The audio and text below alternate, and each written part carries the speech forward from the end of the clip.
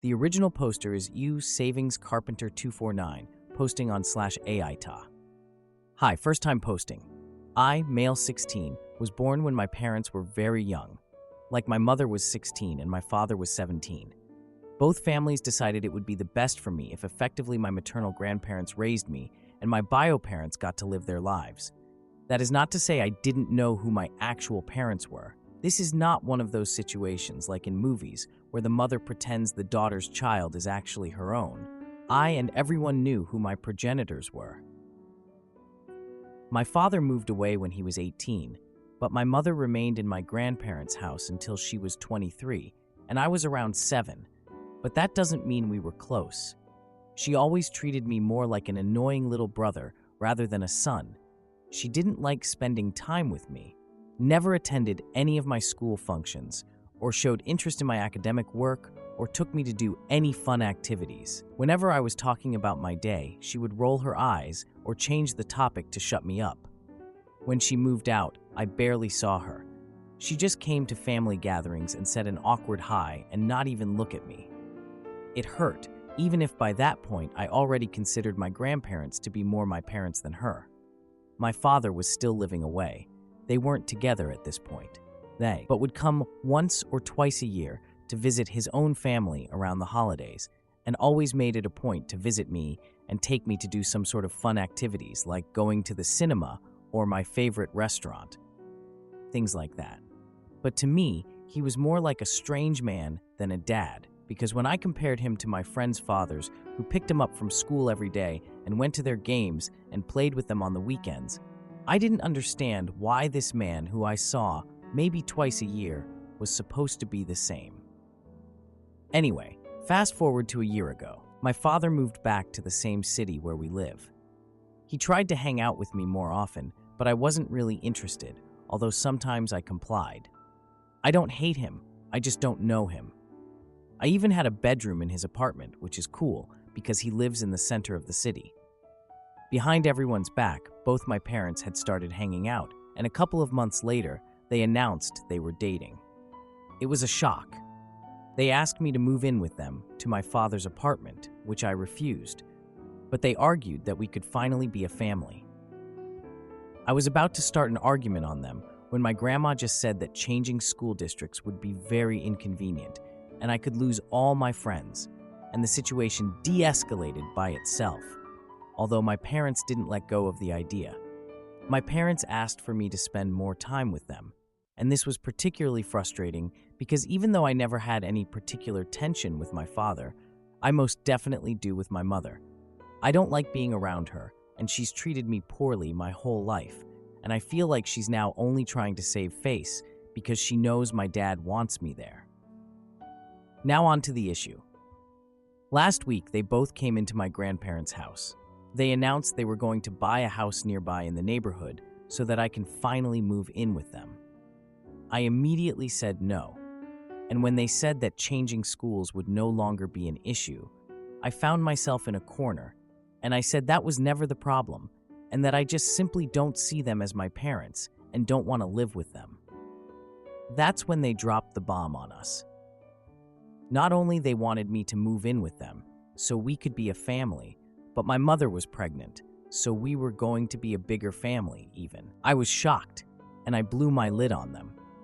I told them they were the worst parents in the world and that they abandoned me for 16, and now they were going to bring another child into the world and do the same to them. And they never apologized for treating me like garbage and like a mistake they made, and making me feel like I wasn't supposed to exist and dumping me to be other people's responsibility. And only now that they feel like they care, they want to be my family.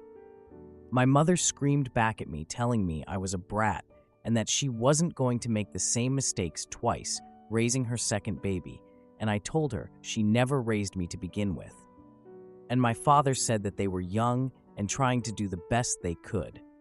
Well, guess what? The best you could was pretty effing bad. I stormed out and went to my sobbing. I've been very depressed for the last week. They have both called and texted since, but I ignored them. My grandparents agree with me that I shouldn't move, and that my parents shouldn't expect me to be all loving and forgiving after how they've treated me. However, they believe they are starting a new chapter of their lives now that they are more mature and stable, which I guess leaves me behind. I've also had time to think that I'm the same age my mother was when she had me, and what a huge responsibility that must have been. However, I still can't forgive them. Am I the idiot for the way I reacted to the news? Edit. Thank you everyone for the verdict of not the idiot. I feel better, and it has somewhat cleared my mind. Also, huge thank you to all that are commenting about how awesome my grandparents are. I'm planning on showing them this post so they can see how much everyone can see the amazing kind of people they are, and they deserve all the love and appreciation I could possibly give them, and more. I've also come to the conclusion that I have a lot of resentments and unanswered questions, as well as misgivings about the future that I need to set straight with primarily my father. He needs to know how I grew up, and I need to know why he abandoned me. I also feel like I need to warn him about my mother because I am worried about my sibling being abandoned and mistreated like I was. So I'm preparing a list of points and questions that I want to bring up to him, and we'll meet tomorrow or the day after, and I'll confront him with all of these to hopefully get some sort of closure or resolution. Now for a few important comments. When asked about his father's absence, OP said, "I'm starting to feel like there's a lot of things that I don't know about the time when I was born and why I was effectively abandoned because my other set of grandparents, paternal, don't live far away, and I see them occasionally, but it's always more uncomfortable with them. They have other children and grandchildren, whereas my mother is an only child, so when I visit them I feel like the odd one out because I'm usually alone in a big family environment. But about why my dad didn't reach out to me, I don't know, and I want to confront him about that. As far as I'm aware, when he was away, he didn't keep much contact with my mother either. This is just since he came back. That's why I feel like I need to talk with him and set things straight because I feel so lost, honestly." On his father's proposal of therapy, OP said, "He did mention therapy, but I'm not sure I want to do that with my mother. I don't trust her, and I don't think she has any interest in actually repairing our relationship." Now for the 3-day update. First of all, thank you all for your kind words and support. I didn't expect this post to blow up, and I'm very grateful for all the comments and advice. I showed the post to my grandparents, and they were very touched by all the love and appreciation you all showed them. I met with my father yesterday, and we had a long talk. I confronted him about why he abandoned me and why he didn't try harder to be in my life. He explained that he was young and scared and didn't know how to be a father. He said he regretted it every day and tried to make up for it by visiting me and taking me out when he could. He apologized for not being there for me and for the hurt he caused. I told him about my concerns for my sibling, and he assured me that he would not let the same thing happen again. He said he wanted to be a better father and asked for my help in doing so. I told him I would think about it. As for my mother, I haven't spoken to her yet. I'm still very hurt and angry, and I don't know if I'm ready to forgive her. My father suggested we go to therapy together, but I'm not sure if I want to do that. I don't trust her, and I don't think she has any interest in actually repairing our relationship. For now, I'm going to focus on my own healing and take things one step at a time. Thank you all again for your support. It means the world to me. My father talked into getting us into family therapy a while ago, but I thought it was a stupid idea, but perhaps I should look into it for just myself, perhaps with my grandparents too. Reacting to the comments. I want to share this post with my grandparent because honestly, the most common response has been how great they are. And honestly, they are. I love them so much, and I tell them all the time, but I feel like it's never enough. And it's always great to take the time to tell the people you are most grateful to how much you appreciate them and how much of an impact they have had in your life. Hi everyone, thank you all for the responses. It really helped a lot. It's been an emotional couple of days and a lot has happened. My mind is a little bit dispersed, but I felt like I owed you all an update. And I'm doing to try and be as clear as possible. For those of you who didn't read my OP, the gist of it basically was that my 16M, parents had me when they were very young, female 16, 17 Enid. They got separated and left me to be raised by my maternal grandparents. My mother was around but couldn't care less about me, but my dad went away and we had very sporadic but positive contact. Now he's come back, they're back together. They're having a new baby and want me back into their lives. I refused and told them they're horrible and shouldn't have kids, which brings us to the OP. First of all, I shared my post with my grandparents and they were so surprised by it. They were very happy to see how many people commented about how amazing they are, and I, in turn, also took the opportunity to tell them how much I loved them and how much I appreciated everything they had ever done for me. They are my real parents, and nothing is ever going to change that. There were some tears, and they told me they loved me and how proud they were of me. They never thought of themselves of doing something special or worth so much appreciation. They were just taking care of family, but they are the best. After that, I started trying to collect my thoughts and arranging a meeting with my father to discuss the things that were bothering me. Why did he abandon me? Why did he think he could just reappear into my life like that I wasn't going to move in with them, and I didn't consider them my parents because they never acted as such, etc. We met at a park, and he went to hug me, but I stepped away, and he looked hurt. And he just apologized for what happened the other day, and went into this speech about how we could try to transition into living together part-time and respect my boundaries.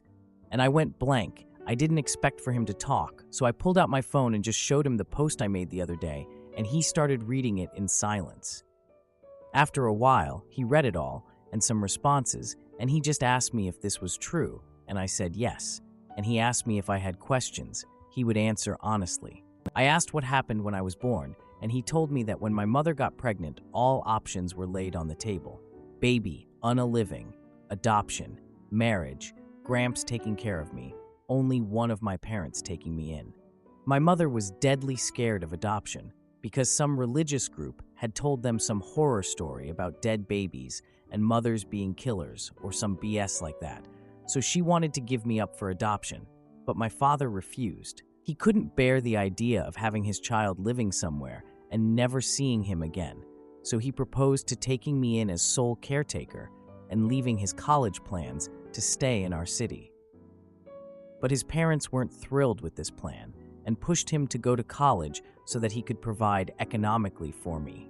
They offered themselves to take care of me, but they were significantly older than my maternal grandparents. She was an only child, and at the time they were just 40, whereas my father has 5 older siblings and his parents were already in their 60s. And since taking care of me meant taking care of my mother for a while as well, my maternal grandparents decided it was the best decision for them to take me. Also, intermediately after I was born, my mother had postnatal depression, and the doctors advised them to not completely remove them from her side or more damage to our relationship could be done, and my grandparents wanted her to eventually love me as a son. One thing to note about my father that I didn't mention in my OP is that even when he was in college, he worked part-time to pay child support, and once he started working in a law firm, he started sending more money to my grandparents and set up a college fund for me, which was news for me. My grandparents don't know about this, but my mother does, so I don't know what to do of this information. My father thought of me all the time. He spent away and believed he had left me with a happy family and that he was working to give me a better life. But I followed his life through social media. He went to parties, vacations, had girlfriends, and did lots of fun stuff, and barely had any contact with me. I asked him why couldn't have he made more of an effort to be a part of my life. Like, I understand if he needed to study in another city and work there, but it's no effort to call or text. Coming once a year just doesn't cut it. He looked ashamed and apologized to me, and I took advice that I saw in a lot of the comments here that I would forgive but not forget, and that maybe we can build a relationship going forward, but it will always be marked by his actions in the past. If he hasn't been my dad for 16 years, he can't start now. He seemed sad, but accepted my conditions. I then told him about my concerns about my mother, told him how bad he treated me as a child, that I did not think she would be a good mother for my sibling, and that I wanted to go low/no contact with her. He said that after he left for college and they broke up, he would call her once in a while to check up on things, but that quickly ended, and when he came back, she explained to him that her and I had a great bond, and even though we didn't see each other daily, it was because I was in those teenage years, and that she loved spending time with me and had been a very hands-on mom. I told him that all that she said was a lie and that she never cared for me. He obviously read the stuff from my post, but I also told him other things, like when she would ask my grandparents babysitting money for taking care of me, or that she would call me annoying or disgusting to my face when we still lived together, and that severely messed me up. He was very serious and said he would talk to her, but that he really would not allow a child to be treated like that, and that he was sorry for letting that happen to me. Lastly, he told me I would have a bedroom in his house, but he understood perfectly that I would never live there. He was quite emotional at this point and got chalked up at this point when he asked me if, even if I didn't consider him my father, I would consider his baby my sibling. I said of course, and that I planned to be a very active part in their life if I could. He started crying and asked if he could hug me, and this time I agreed. I am happy about the resolution of our conversation, and I really do believe he will be a good parent for my sibling. Once again, thanks to everyone who commented and took interest in my story. I don't know if I'll update again. Now, for a few important comments. Starting with the post. It was hard for them, and I assure you at every possible turn they have taken my side and have scolded my mother for her treatment towards me and taken measures about it, even forcing her to go to therapy. They made it really clear to me, explicitly, that I was like a son to them and they wouldn't choose their daughter over me, especially after seeing how she treated me, but it's hard for them because they love her. We haven't heard from her since I talked to my dad. My grandparents are a little worried. Keep in mind, she is also their daughter, and all bridges cannot be burned. If she does something crazy, I'll update. Now for the one-day update. So, a lot of you warned me about the shoot hitting the fan, sort to speak, when my bio mother talked with my dad, and today, that's exactly what happened. My father sent me a text early in the morning, warning me about the fact that he was going to confront my mother and that he didn't want anything to splash on me. He reassured me that he believed me completely, and I braced myself because I expected her to call me, berating me or something. I truly don't care about what she thinks, but these past few days have been emotionally draining, and I wasn't sure if I was ready for another full-blown confrontation. Using Reddit to vent has been helpful, though. After a few hours, my mother pulled into our house and let herself in, screaming like mad and calling me every name in the book, saying I had ruined her relationship and asking me why had I been blabbing about private matters that don't concern anybody. I said that my childhood matters to me and my father, who is also going to be the future father of her child, and that her actions ruined her relationship. She called me a jerk and said I was the biggest mistake she's ever made in her life. I didn't know she could still hurt me, but that was a low blow. I said that I would do anything in my power to take her baby away from her because she was a monster of a mother. We were screaming at this point, and my grandparents, who were in the backyard, must have heard us and entered the room and separated us and heard part of the fight. I was fighting tears, and my grandma walked me upstairs to my room as my grandpa screamed at my mother, asking how she dared to speak to me that way. My grandma soothed me a little and then went to confront my mother with my grandpa. I heard from the door how they ripped my mother a new one. They confronted her for telling me the things that she did, for treating me like garbage all my life, and for lying to my father. They told her how disappointed they were in her for always treating me with disgust, and how many excuses they made for her, thinking she was a child trying to raise a child, but she was now an adult and her behavior continued the same. They said they were on the path of disinheriting her. My mother was screaming about how hard it had been for her and how much she hurt, but my grandparents were having none of that. They raised me, and she was allowed to have the life she wanted, and to make all the decisions she wanted without repercussions ever. And I even heard them say that if there was any custody battle over the baby to come, they would take the father's side unless she radically changed everything about her behavior. They went outside for a while, so I don't know what they said, but eventually they came into my room and my grandparents looked extremely serious, and my mother was red and crying and apologized to me through gritted teeth. I didn't respond, but my grandparents said on her behalf that she was going to start therapy immediately and she was no longer welcome in the house. I called my father after the debacle, and he was furious. He talked to my mother before going to a work meeting or something, and he confronted her about everything. Apparently, it was nasty, but he was willing to work on the relationship for the good of the baby, on the condition that my mother would also be working on improving her relationship with me, so that whenever I visited them, I wouldn't feel uncomfortable. After he left, he made her promise she wouldn't contact me until they talked again. But there's my mother for you folks. I asked him to think about what's better for himself and for the baby, and to not hold today against my mother if he doesn't want to. Also, a thing that has come up a lot in the comments of my previous posts is that my progenitors only want me as a babysitter, and that I should steer away from them and the baby for my own sake. But I want to make a point about that. I can't say anything about their intentions. I know nothing about that, but I am really very excited to have a sibling. Growing up, I had a very small family. It was just my grandparents and me. On my paternal side, I had a huge family with aunts, uncles, and cousins, but whenever I went there, I always felt like the odd one out. They tried to include me and invited me for Easter, Christmas, barbecues, and stuff, but I didn't really know them, and although they were nice, I always felt like I had a big sign on my head that said, "That kid John had in high school." I can't wait to have a sibling and love them, and always be there for them, and show them what a family is. I want to be that person they can always rely on, and I want to feel that bond with someone. So even if I have my misgivings about my parents, and I do, a lot, I do not about being a big brother.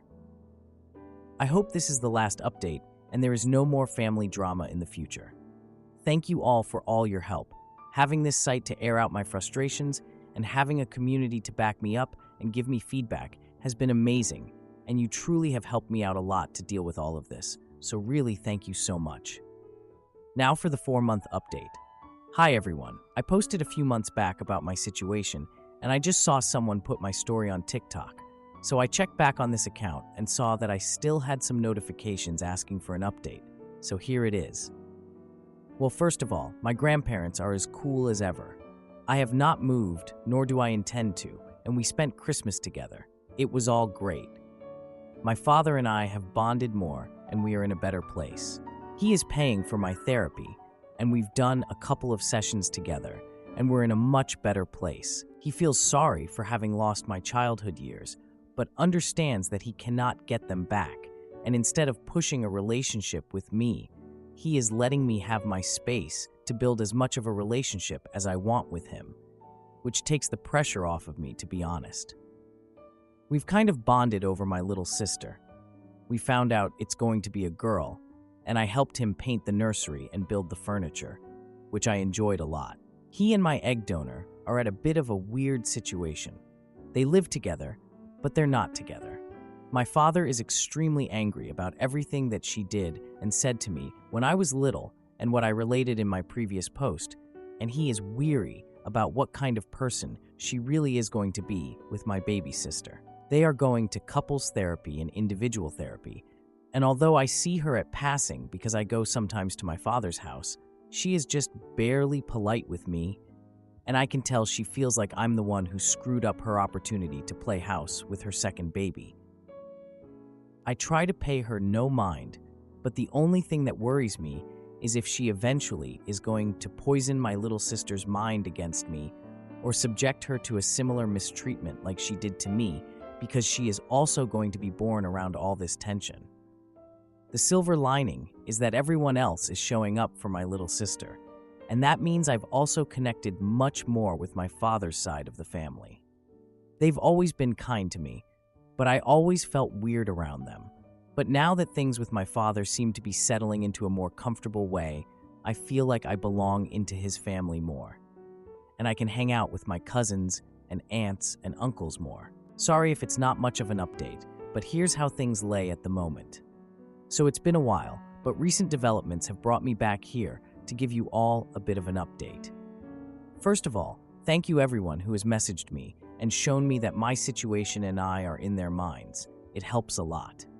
To do a bit of recap and avoid all of you going through the entire saga, my parents had me in their teens. They left me to be raised by my maternal grandparents, which turned out to be the perfect family for me.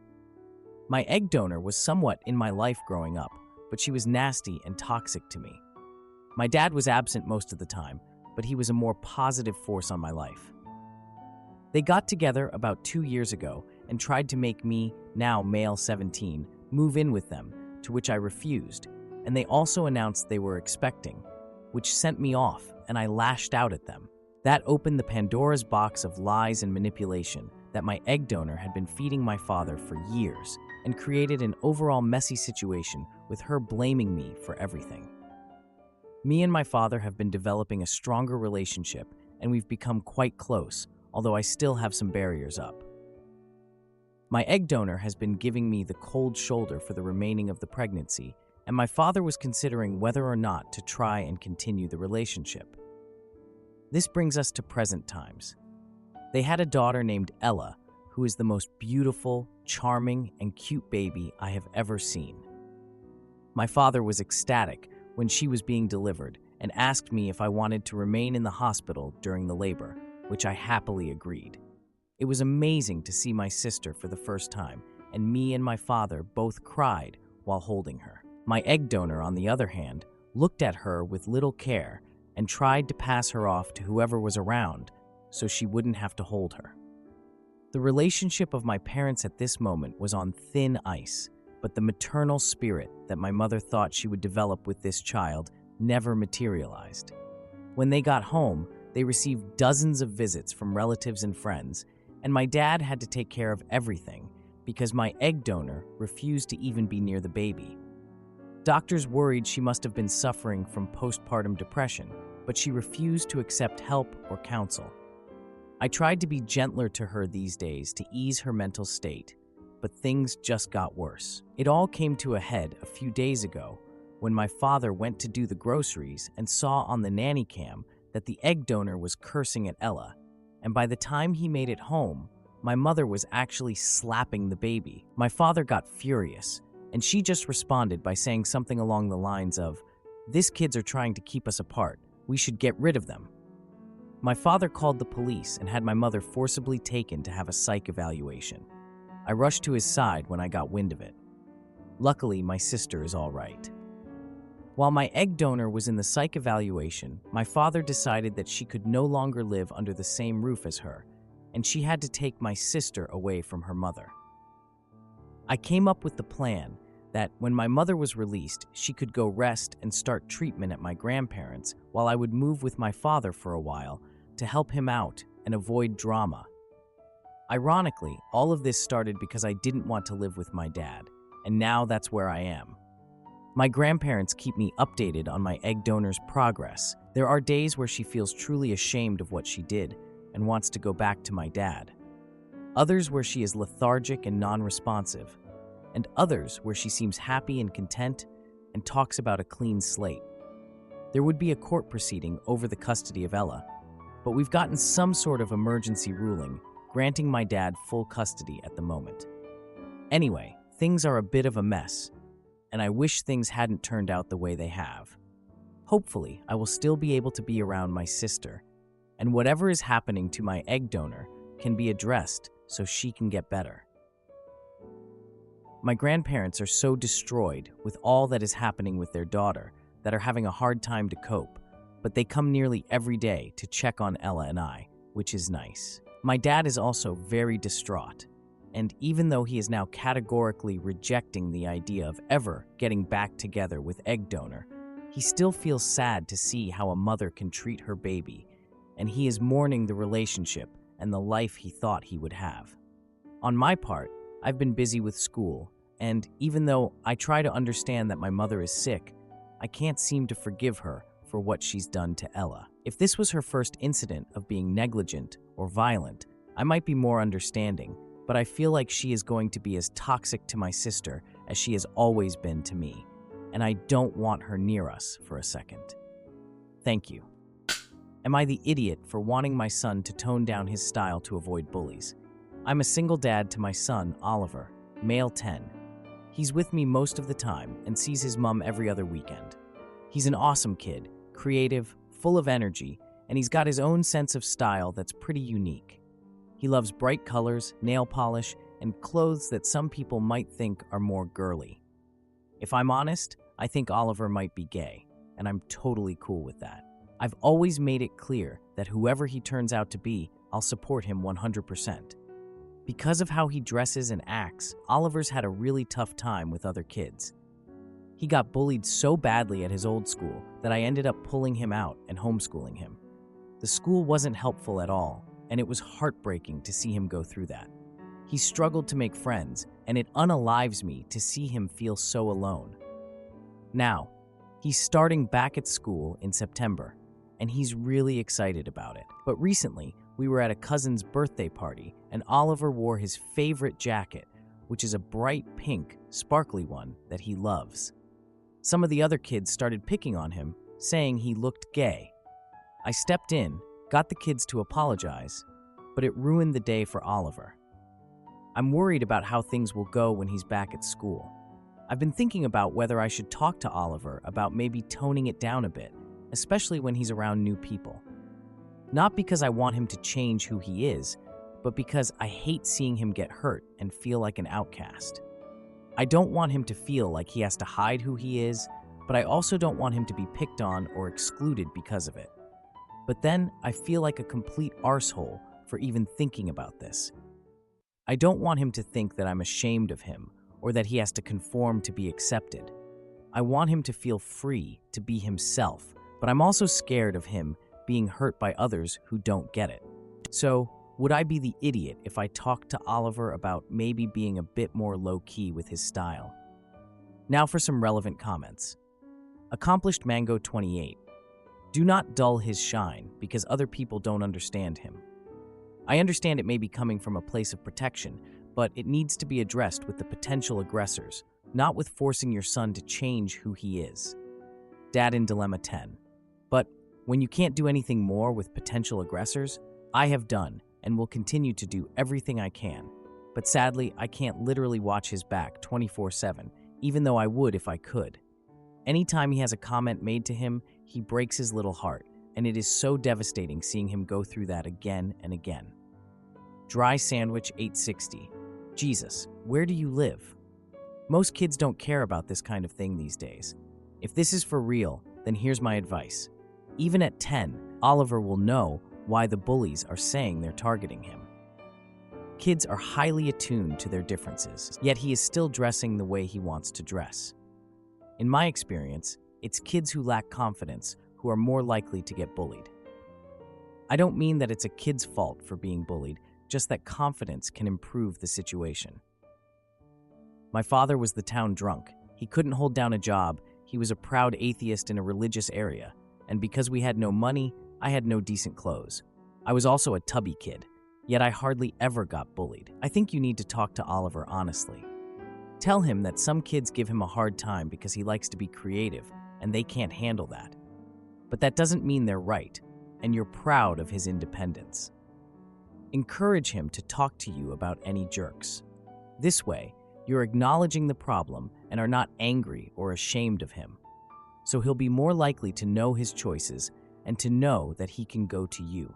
I would also go to the school now and ask for a meeting with his teacher and maybe even the principal. Talk about how to nip any bullying in the bud. I'd ask your GP and the people at the school if it would be possible to get counseling for Oliver so he can talk about any concerns and get advice. Good on you for wanting to stay on top of this. No Address 1159. As a teacher, I can tell you the "most kids don't care about this kind of thing these days" isn't accurate. There's been a huge rise in both homophobia and sexist behavior in young people, especially boys, but both sexes are guilty of it. I call it the Andrew Tate effect, and it is genuinely depressing to see as a gay teacher. Jenny Anonymous. So why did you call the jacket gay if you don't care if your son comes out as gay? Calling it gay is making it into something that a 10-year-old doesn't need to be worrying about at 10. Dad in Dilemma 10. I didn't. Did you read the post? Now for the 26-day update. Hey all, it's been about 26 days since my original post, and I thought I'd give an update now that Oliver has had his first week back at school. I can happily say that so far, things are going much better than I'd hoped. Over the summer, Oliver and I had a really important heart-to-heart. I sat him down and told him just how incredibly proud I am of the person he is becoming. I made sure he knew that there is absolutely nothing he could ever do that would change the way I see him or make me love him any less. Honestly, it was a bit emotional, and I even got a bit choked up. I told him that if wearing his favorite jacket, the one that's caused some hurt before, made him happy, I'd stand behind him 100%. But I also wanted to make sure he was prepared. I explained that, while I'll always be there for him, I can't always be around to protect him, and he might have to stand up for himself if kids make fun of him. I made it clear that this doesn't mean he should change anything about who he is, but that he needs to be ready to handle it if anyone says anything cruel. Oliver understood, and we spent the summer coming up with some playful comebacks together. He really wanted to take the jacket with him to school, so we made it a bit of a project, imagining the kind of things kids might say and crafting witty replies that he could fire back with. It was actually pretty fun, and I think it helped him feel more confident about it. Now, back to school. His new teacher knows all about his past struggles with bullying, and she's been amazing. She's keeping a close eye on things and making sure he feels safe and comfortable. It's made such a difference already, and Oliver's first week couldn't have gone better. He's even made a friend, a boy named Sam, and they've really hit it off. They're planning to meet up tomorrow at the Wacky Warehouse, and Oliver can't stop talking about it. It's been a long time since I've seen him this excited about spending time with someone his age. I know it's still early days, but seeing him come home happy and smiling each day has been such a relief. Thanks to everyone who gave advice and encouragement on my original post. I really took a lot of it to heart, and I think it made a big difference in how I approached all this. I just wanted to hop on and give a small update about Oliver's playdate over the weekend. Firstly, when Oliver was getting ready, he wanted to wear all his flamboyant clothes. He asked me if I thought it was a good idea. His friend had seen him in his jacket, but he was a little worried how he would react to the full Oliver. I told him to wear whatever he wanted, and if this friend was worth being friends with, they would accept him for exactly how he is. This made Oliver smile. He wore his full Oliver outfit. When we were walking in, I could feel Oliver getting a bit nervous. He was bullied so much in his last school for how he was, so I understood why. I held his hand tight and gave it 2 squeezes. This means I love you, something I learned to teach him from Reddit, actually. The friend's dad was with him, and he looked at Oliver and gave a little curious look, but apart from that, it was fine. The boy said he loved Oliver's clothes. They spent about 4 hours playing, and we ended up eating together. On the way home, I told Oliver how proud I am of the little man he is. I am so proud how he is so willing to be himself and so brave to continue despite any backlash he gets. I love him so much. This is my final update on this account. I don't know if I'll ever show you these posts, Oliver. Maybe in a few years when you're older, so we can laugh at how worried I was about you. Your dad is so proud of you.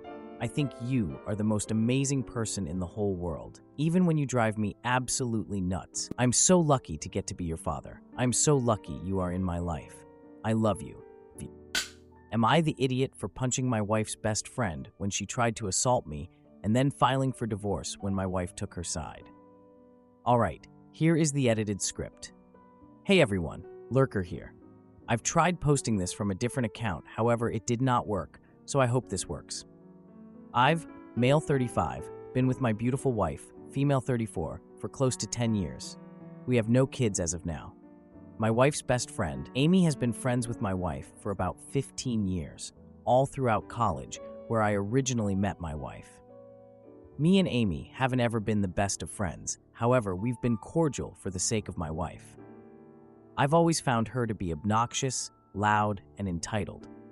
The kind that inserts herself into any and every conversation, whether that be on a night out with friends or a private conversation. For example, myself and my best friend were talking about fertility issues in his marriage during a dinner with our longtime friends. We were quiet enough so that nobody could hear us over the chatter. Yet she found a way to be nosy and make a comment on how she would kill herself if she couldn't do the one thing a woman was made to do.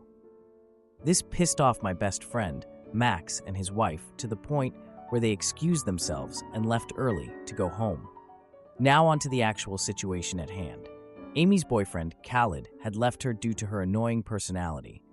I think it was more of a build-up, but what set him off was when Amy purposely did not feed their dog while he was on a work trip because he was sleeping while she was drunk and calling him to collect her. That's only the tip of the iceberg. Amy has always been weird with me. She has constantly tried to DM me on Instagram, trying to make conversation about gossip in our friend group or completely random things. I have always ignored her. My wife has always seen past her strange behavior.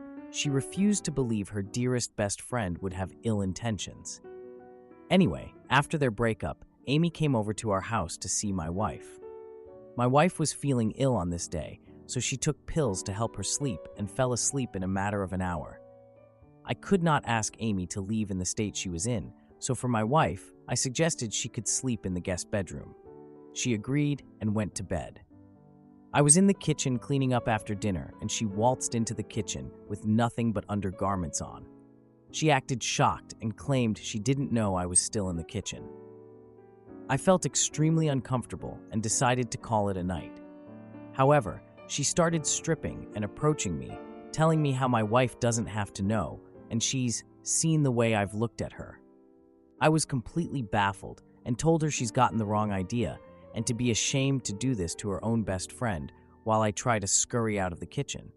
However, she practically leaped in front of me and touched my privates. Without a second thought, I hit her. I know I could have easily pushed her, but in the moment I panicked and punched her in the face. Her eye was left bruised. She started wailing, enough that my wife woke up and stumbled in the kitchen to see her best friend, naked and bruised. She then went on about how I tried to rap her and that I'm a disgusting human being and she should divorce me. I snapped back that she approached me, naked, and a rejection wasn't enough for her to back off, so I punched her, hence the bruise. My wife didn't say anything.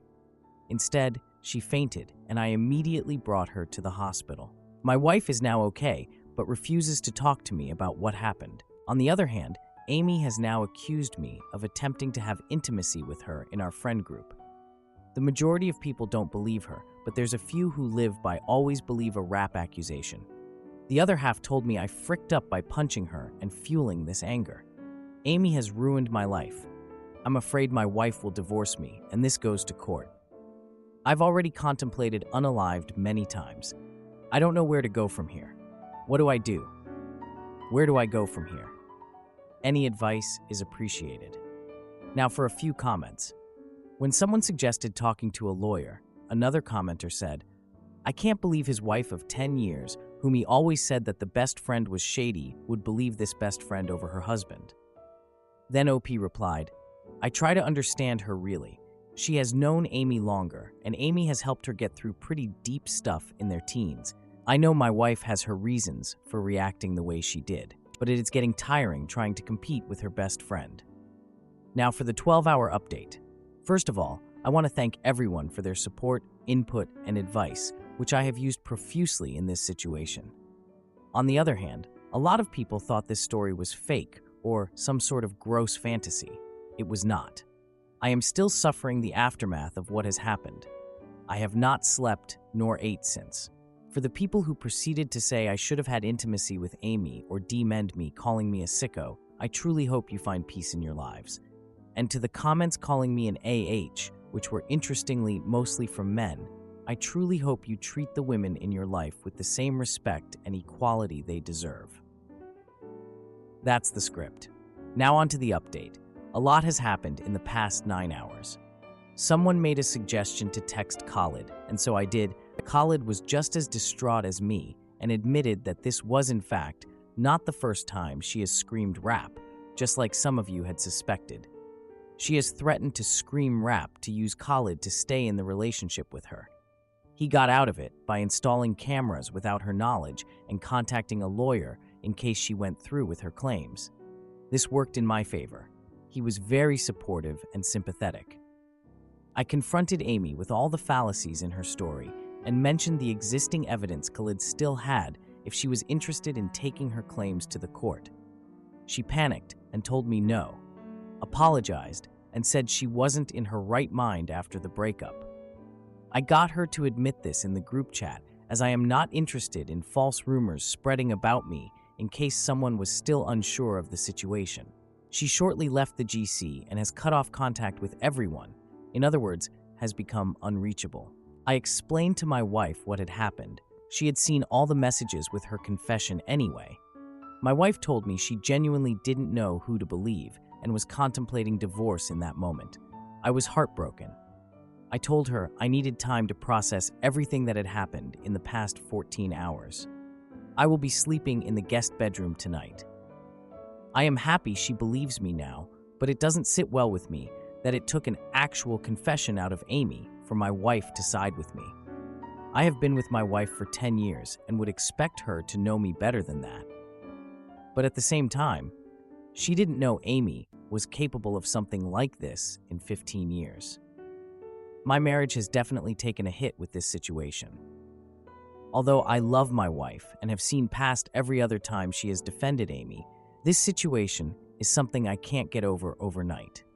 I thank you all for helping me navigate this situation. Now for a few important comments. A commenter said, I think if you stay with your wife, it should be stipulated that Amy is out of your lives forever. If not, I personally don't think your marriage can survive. I replied, I agree with you. I could not move past that. I will let you know what happens with myself and my wife. We're currently figuring things out. She is begging me not to talk to a lawyer, but I will not budge. Amy has done enough damage. Another commenter said, wait, so she was contemplating divorcing you over Amy's say-so, but she is also trying to convince you to not file charges on Amy, even though she accused you and others of rap. Your wife is in love with Amy. She is afraid of losing Amy, but not her partner of 10 years. Please leave. You deserve a better partner. Now for the 2-month update. So it's been a bit over 2 months since the incident occurred. Needless to say, it's been a hectic 2 months. In short, my wife's best friend Amy forced herself onto me. I hit her. She accused me of SA. Wife believed Amy until she was backed into a corner and confessed to the truth. Wife didn't give much importance when it came to me and proceeded to laugh it off and call it a big misunderstanding. Now for the actual update. I tried to make it work. I really did. For 2 months, I tried to brush it off and dealt with wife still having frequent hangouts with Amy and telling me about them all excitedly, as if her own best friend didn't just try to have intimacy with me. However, the last straw was a few days ago, where my wife was telling me how her and Amy are planning a trip to Greece for the summer holidays, and how she can't wait to finally have a break from life's stresses. I simply said nothing and walked away from her. She followed me and asked me if everything was okay, and I straight up told her how I can't believe she would dismiss the fact that Amy accused me of rap, when in actual fact she forced herself onto me, and how, when it came to Amy, she believed her and was willing to divorce me on the spot. But when it came to me, she brushes it off and continues to have her girly hangouts with the very friend who tried to destroy our marriage. I blatantly told her she doesn't care for me. My wife started bursting into tears and had the audacity to ask me, "At that again? Why can't you just get over it?" I don't know why I thought she would have listened now. I had enough at that point and told her we're getting a divorce.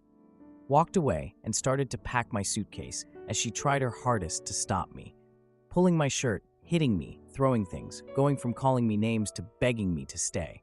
I walked out and am now staying at a hotel while her and her family blow up my phone.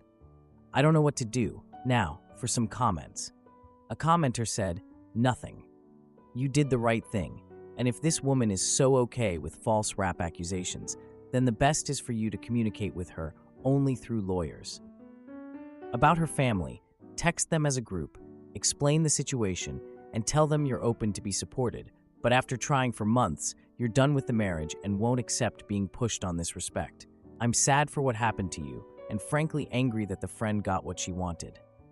Another commenter said, "I think it's also important to note that it's not just false accusations, but that Amy did lay hands on him. He was attacked, and his wife basically did nothing to support him." Now for the wife's deleted post. Reference to, "Am I the idiot for hitting my best friend's wife for touching me inappropriately? Honestly, the lot of you can piss off. Stop harassing me. Yes, I am here, your celebrity. Connor deserved every bit of it for hitting Amy in the first place. She was under the influence. Any Amy confessed, so what was there to discuss? I thought we were good until he became a crybaby again. God, people are so dramatic." Then some comments from the wife's account. "Nothing. You did the right thing, and if this woman is so okay with false rap accusations, then the best is for you to communicate with her only through lawyers. About her family, text them as a group, explain the situation, and tell them you're open to be supported, but after trying for months, you're done with the marriage and won't accept being pushed on this respect. I'm sad for what happened to you, and frankly angry that the friend got what she wanted. I think it's also important to note that it's not just false accusations, but that Amy did lay hands on him. He was attacked, and his wife basically did nothing to support him." Now for a mini update from OP. Update 3. I'm back home and I've kicked her out. Just told her if she doesn't leave, I'd call the authorities. I told her to contact me through my lawyer if she wants to speak. Again, she's tried everything to stop me, even tried having intimacy with me. I did ask her about her supposed Reddit account, and she denied everything, but I can't say I believe her. Some of you mentioned it was a setup or some sort of test from the start. This could be a possibility, as my wife never wakes up that easily after taking sleeping pills, and it's likely she brushed it off due to the guilt. Still though, it was uncalled for, and her mentioning divorce over a rap accusation she knew was fake just makes it worse. Thank you for all of your kindness and support. Now for the 5-month update. It's been close to 5 months since my last post. Needless to say, I am officially divorced. My ex-wife was cooperative, but of course there was reasons as to why she was so cooperative, to not tarnish what's left of her reputation. Definitely could not afford to make it any longer than it was, and everything was in my name anyways. Quite a few of you had conspiracy theories on what really was going on underneath the surface. I'm still unsure of whether the whole incident was premeditated. That's something she refuses to admit to. But I did confirm, however, that my wife was involved in God knows how many year-long affair with a married man. Turns out our relationship was never real nor genuine to her. I was just a means to leech off of while she satisfied her own desires. I'm not too sure if Amy was involved in this affair, but I know she's known, and this whole incident was probably to file a case against me and take my money.